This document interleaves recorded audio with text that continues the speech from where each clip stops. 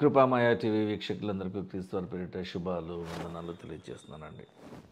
మాట తప్పని దేవుడు. మనుషులు మాట ఇస్తే ఒక ప్రామిస్ చేస్తే దాన్ని బ్రేక్ చేస్తూ ఉంటారు. దేవుని స్వభావం అలా ఉండదు. ఆయన మాట తప్పడు, మాట నెరవేరుస్తాడు. ఆయన ఇచ్చిన వాగ్దానాలు నెరవేరుస్తాడు. ఆయన యెహోషువ గ్రంథము 21వ అధ్యాయము 45వ వచనంలో యెహోవా దేవుడు ఇశ్రాయేలీలకు సెలవిచ్చిన మాటలన్నిటిలో ఏదియూ తప్పి ఉండలేదు. ఆయన చేసిన ప్రతి విధమైన వాగ్దానమును ఆయన నెరవేర్చి ఉన్నాడు. అంతయు నెరవేరింది అని రాయబడింది. ఆయన చెప్పి చేయకుండా ఉంటాడా? వాగ్దానం చేసి నెరవేర్చకుండా ఉంటాడా అంటే లేదు. ఆయన తప్పక చేస్తాడు. ఆయన బాధాకరమైన విషయం ఏంటంటే దేవుడు అందరితోనూ మాట్లాడడు అని చాలామంది క్రైస్తవులు నమ్మడం చాలా తప్పండి. దేవుడు ప్రతిరోజు మాట్లాడుతూనే ఉంటాడు, మనమే వినట్ల.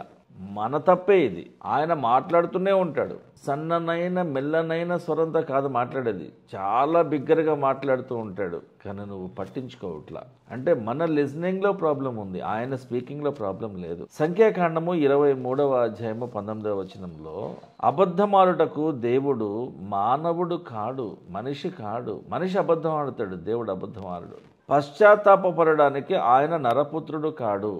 మనుషులమైన మనము ఒక తప్పు చేసిన తర్వాత అరే ఇది ఇలా చేయకుండా ఉంటే బాగుండేది కదా అని అనుకుంటాం. మనం సరైన ప్రణాళిక మన దగ్గర ఉండదు. కానీ దేవుడు అలా కాడు. పశ్చాత్తాపపడడానికి ఆయన నరపుత్రుడు కాడు, మనిషి కాదు మన వలె. దేవుడు అంటే పర్ఫెక్షన్ అని అర్థం. దేవుడు అంటే మంచివాడు అని అర్థం. దేవుడు అంటే అబద్ధం ఆడలేనివాడు అని అర్థం.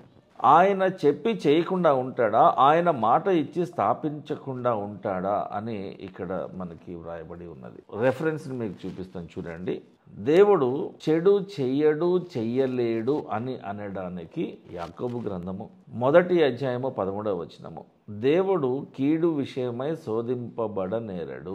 ఆయన మన ఎడలో చెడు జరిగించడు. ఆయన నీకేదైనా ప్రమాదం జరిగి ఉంటే దాని ద్వారా నువ్వేదో తెలుసుకోవలసినది ఉన్నదేమో, లేదా అది నీ తప్పిదమేనేమో. ఒకసారి మనము పునరాలోచన చేసుకోవలసిన అవసరం ఎంతైనా ఉన్నది.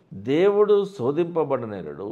ఆయన ఎవరిని కూడా విసిగించడు, ఏమార్చడు, శోధింపడు. కనుక ఎవడైనాను శోధింపబడినప్పుడు, అనగా నీవు శ్రమలలోకి వెళ్ళినప్పుడు, నువ్వు శ్రమలలో ఉంటున్నప్పుడు, శ్రమల ద్వారా వెళ్తూ ఉన్నప్పుడు నేను దేవుని చేత శోధింపబడుచున్నాను అని అనకూడదు అని యాకోబు గారు రాస్తున్నాడు. స్వయాన యేసుక్రీస్తు ప్రభువు వారికి తమ్ముడవుతాడు.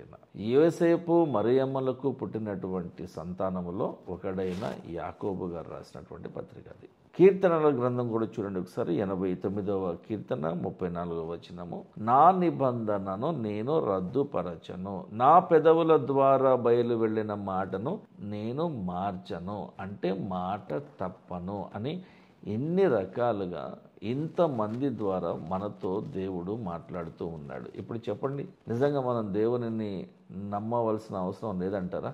నమ్మి తీరాలండి. మీరు నమ్మిక మాత్రము ఉంచుము అని యేసు ప్రభు వారు ఇన్స్టెంట్గా ఒక సంఘటనలో ఒక అతనికి చెప్పారు.